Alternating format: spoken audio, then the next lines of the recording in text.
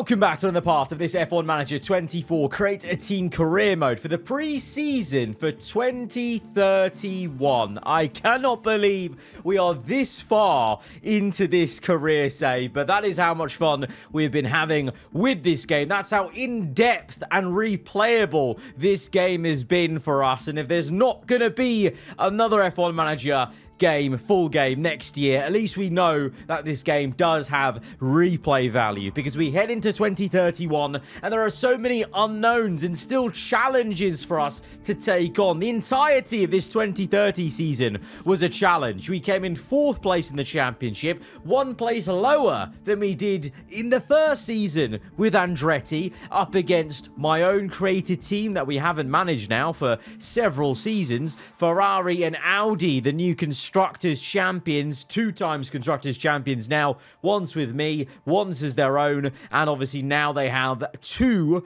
double world champions in their roster of Teo Porcher and Oscar Piastri. Franco Colapinto came in as a star for us and outshone Leclerc, but also we put him on developing the car. We put his focus on developing the car with that new feature that came in patch 1.9 for F1 Manager, in order to make sure that this next season is a season where we can fight for the World Championship with this American outfit of Andretti Cadillac. It is time to end 2030 and go into 2031. And you may already have noticed a slight change with the driver overalls, especially for the Andretti team here. We have an all-new look for not only this team, but plenty of other teams. So stick around in this video and you'll see later not only any driver transfers or admin or whatever going into next season over the winter break, but also some new liveries and looks for several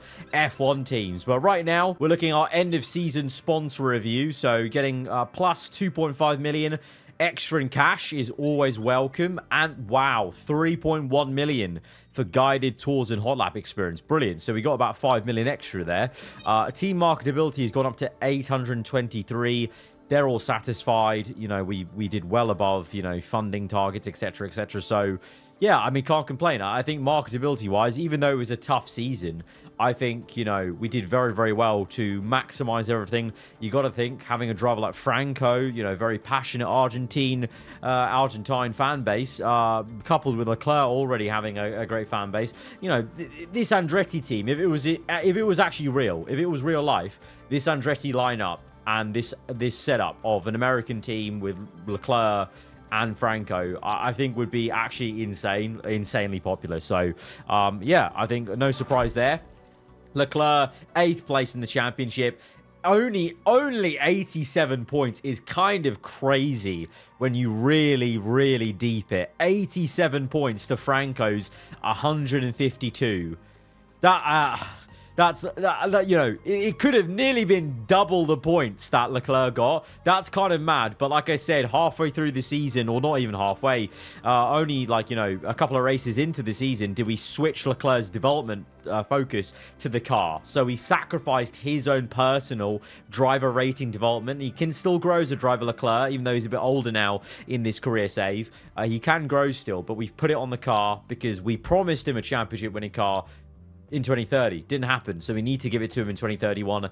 4th place, you know, the team rating's gone down. That's unfortunate. That's a bit like you know, a shot to the heart, but I hope we can rectify this. It was a tough season. It was a season, I will fully admit, I was expecting, like, breaking the 4th wall here. I was fully expecting me to be fighting for the championship, and then maybe this season in game I'd be moving team to somewhere else or something like that. But it's happened this way. You can't change some things like that, and you know, it's an added challenge. Hopefully those of you who have followed through the last season into this one will appreciate it more, basically, because you've seen that struggle that we've had to go through for a whole nother season, basically, like you see in real life, of course. So the final position was 4th. They wanted 3rd, so we failed the objective. Long-term objective was 4th, win the Constructors Championship by 2031. So we're still 1 season to go for that objective, but my team principal rating has gone down slightly, but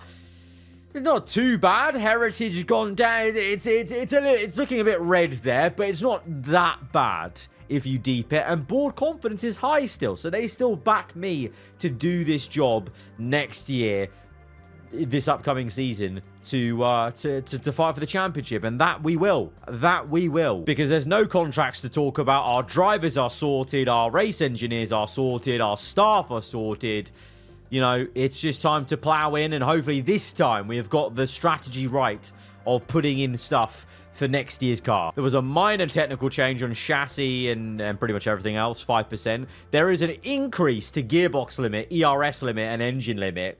That's great. That's good, because it was so tough. This limit was, I think this is the original allocation. Then at some point, the grid voted for this reduced limit on the parts, and it was even worse than the original allocation, in my opinion. So I'm glad we're going back to at least the original amount of parts allowed for all these things. And with that, we come into a brand new season, of course, sticking with Andretti, not switching teams. The new season objective is further above still. It's still the Constructors' Championship, and crucially, the target year is 2031. This season we're going into is it. So not only do I want to do this for the sake of the series, and you know, we had the tough times last season, we hopefully set it up for this year.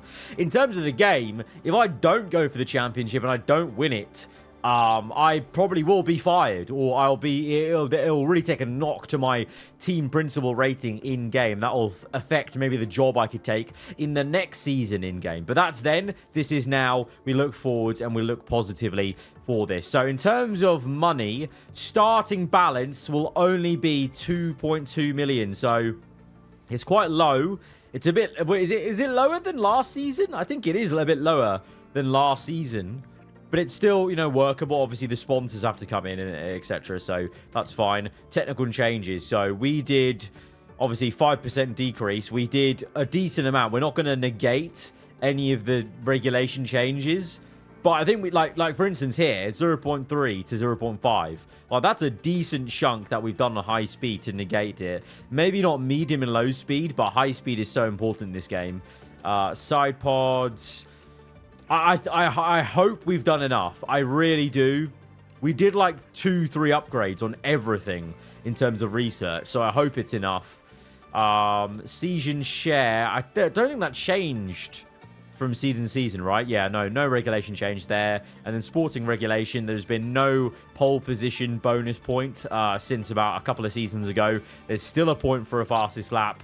And then obviously this allocation for the gearbox, ERS, and engine has changed. And so with that, we're ready to click continue and lock in to the upcoming season. So it's 2031 and Leclerc's already upset. I don't like that. I don't like the look of that. Low facility condition. How bad are our conditions? Okay, to be fair, maybe a bit of a refurb is needed as soon as we get some money from the sponsors. That's a little bit annoying going into this season with quite a few things to refurb, but okay, that's fair enough, Leclerc. But at least that's the only thing he's annoyed at, clearly. I hope. Obviously, we're gonna have to see in a bit how the car is. In terms of the calendar for 2031, we're going to be starting down under, back again for the classic start at the Australian Grand Prix. Then we go to China, just like we will in real life next year, from Melbourne to China, rather than one of the Middle Eastern races earlier on. We're going then later to Abu Dhabi, a bit of a rogue one here, an early Abu Dhabi Grand Prix for round 3. Then to Qatar, which has been a nice staple early race for us in this series for the last couple of seasons. Then we go to Miami to kick off the last flyaway, before then we go to the European portion of the calendar, including obviously Montreal has always been a bit of a weird staple in there in the middle, but Imola, Monaco, Barcelona, Montreal, Austria, Silverstone. Then we got Spa, this time ahead of Hungary and Italy. Then you got Baku, Singapore, Vegas, and then to end it off, you've got a lovely run-in of Jeddah to then Sao Paulo and Suzuka. Again, is going to be our finale race. It was really, really a lot of fun to have Sao Paulo and Suzuka be the finale special episode. There's two epic circuits to end an F1 season out. Let's see our internal car report. So this is from Diego Tondi, remember, used to be an ex-Ferrari man. Of course, he's had now plenty of influence on this team. So top end speed looks like we've improved it.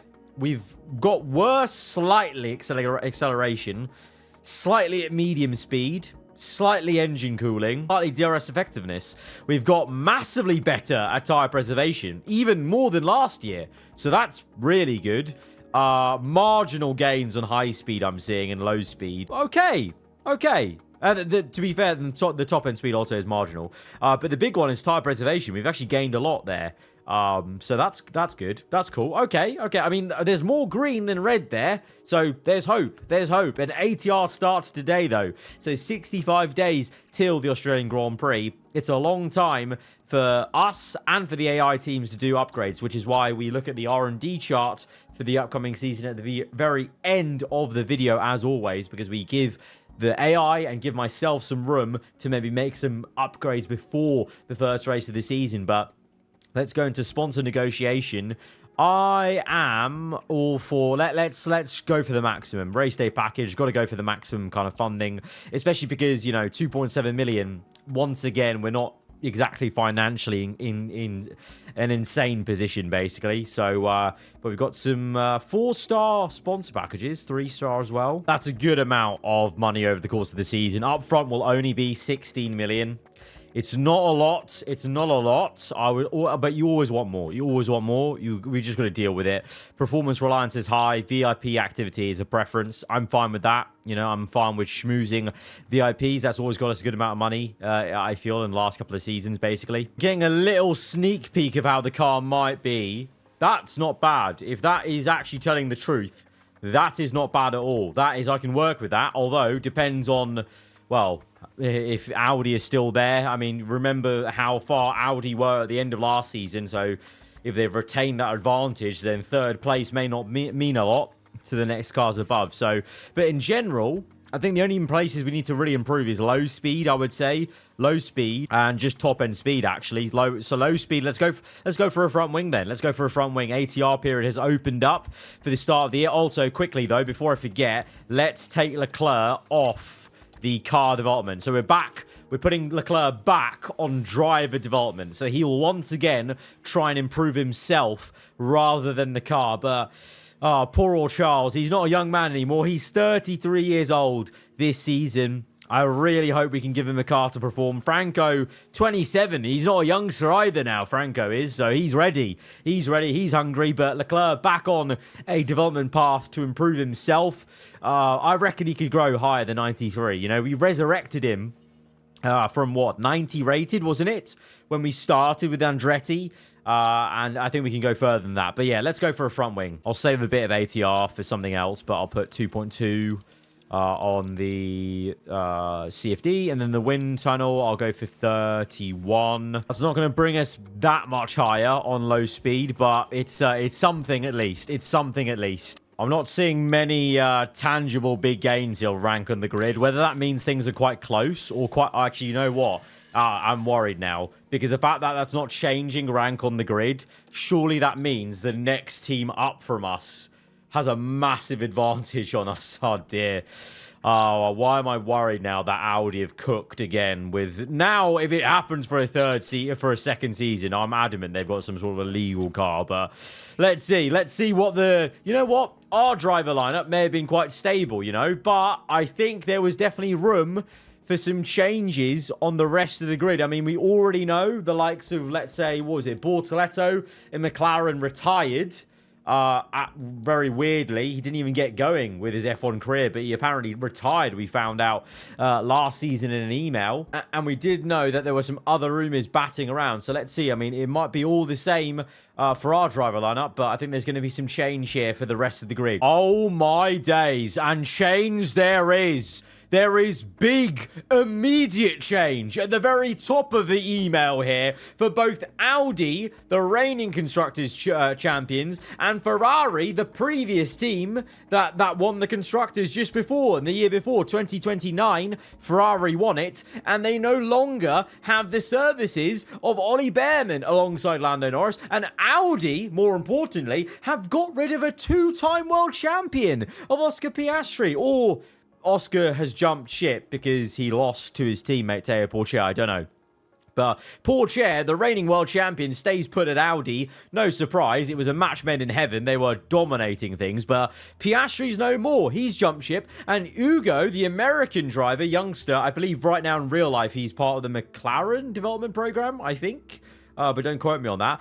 Very tall lad. But here in 2031, he is now up to 83 rated. He was at Haas, I think, alongside Albon last season, wasn't he? So this is a bit of a rogue pick, but I guess he is one of the ones to watch, I guess, in the future. So long term in this game, it's ended up that he is found himself in a top team, you got to say, with how good Audi were last season. But the biggest story here, and it's highlighting it here in the email, is the one that everyone's talking about is Andrea Kimi Antonelli, who officially joins Ferrari next season after a 6-year long career with DOT, obviously aarava Archer Racing. This is the start of a 2-year contract for nearly $39 million per year. It's a hefty salary Ferrari are paying Antonelli to jump ship. You know, like it says, he was actually quite faithful to aarava Archer GP in this game. And obviously, we brought him on alongside Behrman. We won a world championship with him.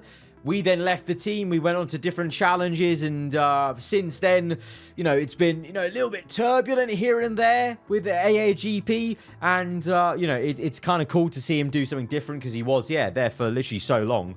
He kind of became synonymous with our team, basically. But going to Ferrari, that's an interesting one because obviously originally he was a Mercedes junior driver, and obviously in real life he's going to be driving for Mercedes next year. But here in the game, 2031, he is in a Ferrari alongside Lando Norris. But Audi, Ugo, and Teo Pourchaire, that is an interesting one. Obviously, Pourchaire is some sort of enigma in this game. Despite being lower rated than Lando and Antonelli, there's something in the coding for Pourchaire. He just slaps up everyone, it seems, in later seasons, or at least he did last season for us. You know, obviously getting revenge from losing the championship in the year prior. So already, that's a pretty big set of driver transfers. Already better than F1 24 driver transfers, I must say. But we now move on to aarava Archer GP and Andretti. Of course, we know the right-hand side there. We know that it's going to be Leclerc and Colapinto. But who on earth have AAGP got then if Antonelli's jumped ship for Ferrari? Because to be fair, AAGP weren't too bad. They finished 3rd place in the constructors. You know, you got to say they were trying to build some momentum back in the championship. It was just the fact that Audi was so all conquering. So who has got what is got to be a pretty decent seat in Formula One? It is Ollie Behrman. Behrman has gone home. He's gone home in the series. And it's not bloody when I was managing for them, is it? Behrman, he's gone back to the team he started this entire game with, alongside one of the drivers that has been an affiliate for so long. That's kind of wholesome, you know. Abby Pulling and Ollie Behrman, both drivers, were with me when we started the game, the first season ever. So that's pretty cool. It's come all full circle. Abby Pulling 87 rated. Behrman is literally the highest rated driver in the game. 96. Ridiculous growth from him. And it's quite surprising. I thought Antonelli probably would have had a higher potential, but Antonelli, I guess, has stalled a little bit in his development. And Behrman obviously did win a Constructors' Championship with Ferrari 2 seasons ago, so it maybe makes sense why he was able to grow even more as a driver then, because I think the team success does play into that. Bit of a familiar homecoming sort of lineup for AAGP, and obviously we know what we're getting with Leclerc and Colapinto, both 93 rated, and I hope both will be firing on both cylinders this year for Andretti Cadillac. But let's see the next 2 teams. It's going to be Red Bull and Porsche. Literally have no clue. No idea who they're going to go for. I can't... honestly, it's been a couple of days since we ended the last season. I actually don't even remember what these 2 teams' lineups were in the previous season. Let's go. Red Bull, Tsunoda. Oh! Tsunoda and Sainz. Okay, that definitely wasn't the lineup. I think it was Tsunoda and... Was it Hadjar? I want to say it was Hadjar who got his like actual proper Red Bull call-up. So Sainz, I don't think we've even had Sainz on the grid for a while, haven't we? I think he's not even been on the grid for like 2 seasons, or at least a season. So Sainz has been on the sidelines, and he's now come back to Formula 1 with Red Bull, the family he started Formula 1 with, alongside Tsunoda, who seems to now be a staple in the Red Bull lineup, it seems. You know, they haven't been a top team since... You know, they won the Drivers' Championship with Porsche, and he jumped ship knowing that it was going to get a lot worse then in the following season, it seemed. Porsche retain Russell and Doohan. I do remember that was a retainer, wasn't it? That Russell and Doohan were there already. Doohan is now higher rated than Russell, because Russell must be getting on in terms of age. Obviously, Porsche had a bit of a tough time last season. Red Bull flashed up in flourishes. Like, they were quick in some places, and they seem to be improving a little bit. So, looking to see where Tsunoda and Sainz might place. And Porsche, well, obviously we've had our own history and beef with the team known as Porsche, formerly known as VCarb. So I could care less. I couldn't care less, actually. So I literally couldn't care less about them. And we're going to move on. We go on to Haas, who of course now are partnered with Toyota in this series. Haas, Toyota, and McLaren. They've fallen off. They were the dominating team at the start of this series, but they've now had a driver retire from their roster, Bortoleto. So literally no idea what sort of cursed, cooked lineup they're going to have, as they really dropped off in terms of performance. It's going to be... what? It's going to be Pato Award, and is this even a real driver? Or are there... I swear, this from their photo, I'm going to guess this is a generated driver. There's something about his photo that just looks generated, but if he's real, then apologies, never heard of the guy. Eder Cardoso and Pato Award. That's a weird lineup. I don't know why, honestly, I still to this day don't know why Bortoleto retired from the series. Like, he wasn't even that old. I just don't understand it. So, because Bortoleto and O'Ward would have been a solid lineup, even if McLaren's car is a bit, you know, not great. And then Haas have Liam Lawson and Alexander Albon. That's a pretty decent lineup. Lawson, 87 rated, so he's still pretty high. Albon was at Haas already last season. They didn't do that much, but it nonetheless a good lineup that you kind of want in a team like Haas to kind of propel them forwards. McLaren, I have no idea what they're on at all, and the same can be said for some of the teams coming up. Not two of these teams here, but Mercedes. They're the worst team in F1, and they have now been for many years. They've fallen off a cliff in this game. But we go to Aston Martin. What?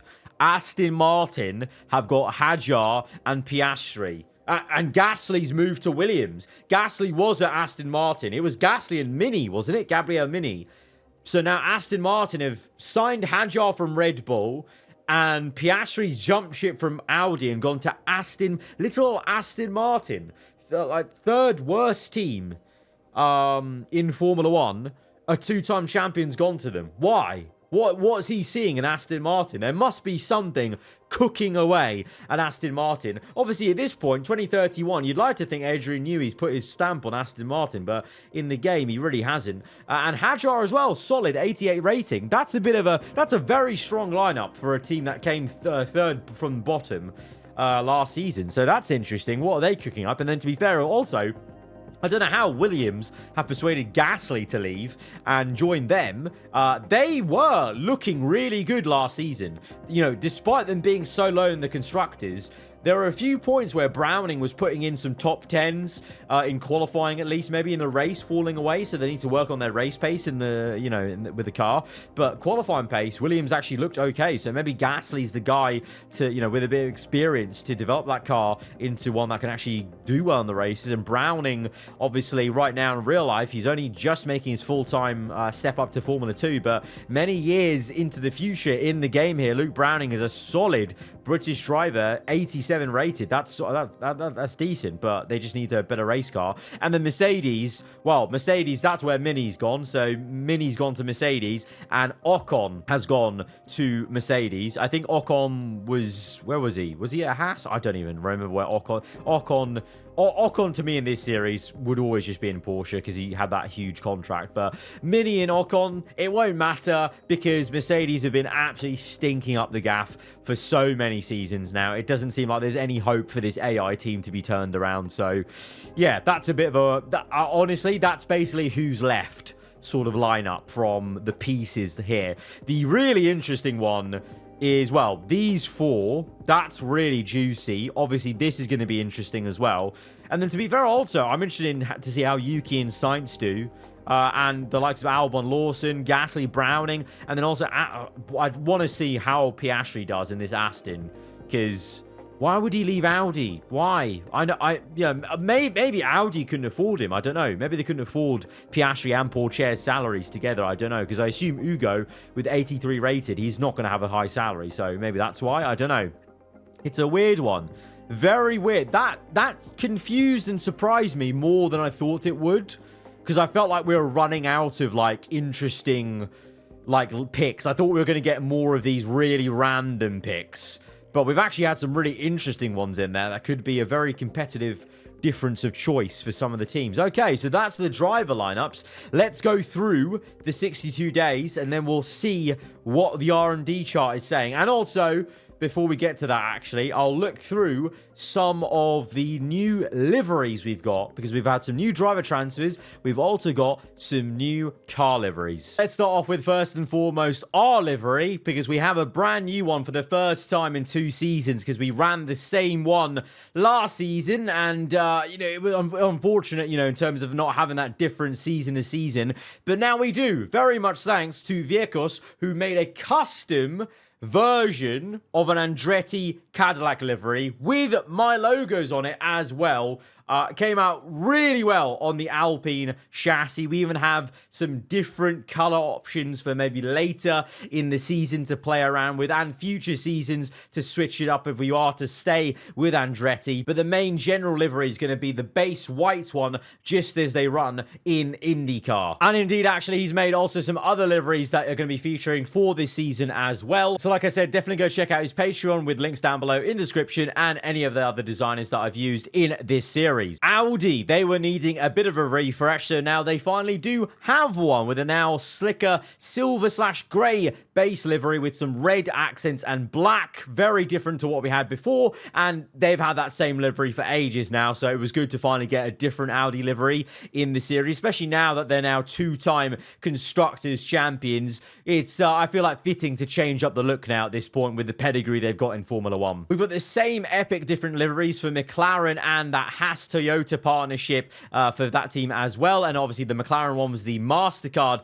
McLaren livery from last season. I think, you guys seem to enjoy it. I liked it a lot, so we're going to keep it over for this season. With Porsche and Aston Martin, I think the Porsche livery is just a classic, iconic one that doesn't need changing that much. And Aston Martin, well, we haven't seen too much of them, to be fair, in the series in the last 2 seasons, so we haven't really appreciated too much the Aston Martin lime racing green, neon green livery that much. Maybe we will this season if, in fact, Oscar Piastri knows something that we don't. Mercedes now have an EQ Performance livery, at least in this series, though. It may not matter that much because it's certainly not giving them any performance out there on track, but nonetheless, a nice slick difference. We've got an anniversary special for the Ferrari livery. Obviously, last season we had the very bold and different black to red Ferrari. They're now back in traditional colors and even gotten rid of the black, and they've actually added more white for this season, so I think that's a nice polar opposite to last year. And then the likes of Red Bull, Ford, and Williams have similar sort of liveries as we've had in previous seasons. Okay, all 3 of our new parts that we've designed are being manufactured, so this is it.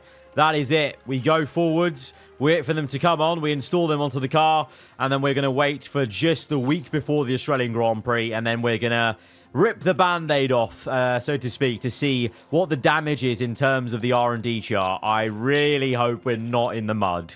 At least anything's better than last season. Anything's better than last season's shock when we opened it up and we were like, what, like 7th or 8th in the R&D chart? Like, as long as we're kind of where we were at the end of last season, and I hope to God that in general everyone's bridged the gap to Audi a bit, I'll be happy, but let's see. I kind of have why do I have a feeling that Piastri's gone to Aston Martin? Because they've cooked up cooked up a storm. New ATR period has begun. We're 4 days out from Melbourne, so now it is time to rip the band-aid off. Let's see what the R&D chart is saying for 2031, at least at the start. Okay. Okay, no, we're not. Okay, we can make this work. This is good. No, this is good. P4 in the R&D chart. Once again, let me quickly point out off the bat how the AI, some of these teams, ridiculous amount of upgrading from the winter break to now in just the 32 days they've had before the first race. It's mad. You can clearly see our trajectory is about the same as some of the bottom teams, but because we started so much higher with the good work we did last season with last year's car, and obviously the research, because the start point of that graph would have been all the research we did. So with all the research before the upgrades in this period of this preseason episode, we were quite close to Ferrari, I think that is, and Audi. So our research, it actually worked. It actually did well. We've just been caught out with, well, obviously we only had, 2 million at the start, and then only, 16 million to play around with. Clearly other teams have more money to start the season with, to play around with things. But that is so much better than last season, and I think that's a better starting point than the first season we had with Andretti. So we can make this work, and if anything, this is going to be a very fun, competitive start of the season, because, okay, yes, Audi, the reigning Constructors champs, they've got the reigning world champion, yes, they're up there, but the gap is a lot tinier than it was at the end of last season. AAGP have actually been the ones to really catch up a lot, so Ollie Behrman knew what he was doing by going over there, although to be fair, his old team Ferrari, they're not too far behind. That's going to be exciting with Antonelli and Lando there. And then Williams. Let's talk about that. Williams. What a blinder from Pierre Gasly then to move over to Williams. No wonder they convinced him to move over. Him and Luke Browning, hopefully that's a car that's actually capable of converting that sort of performance into race results, not just qualifying. But Aston Martin, they are the best of the rest, so maybe Piastri believes in a long-term project of bridging that gap for Aston Martin, but it's definitely not like the silver bullet I thought maybe was going to happen there. But Aston Martin, best of the rest, is still pretty big, because the rest are pretty low, and together, McLaren, Porsche, Haas, Mercedes, Red Bull, the worst team on the grid now.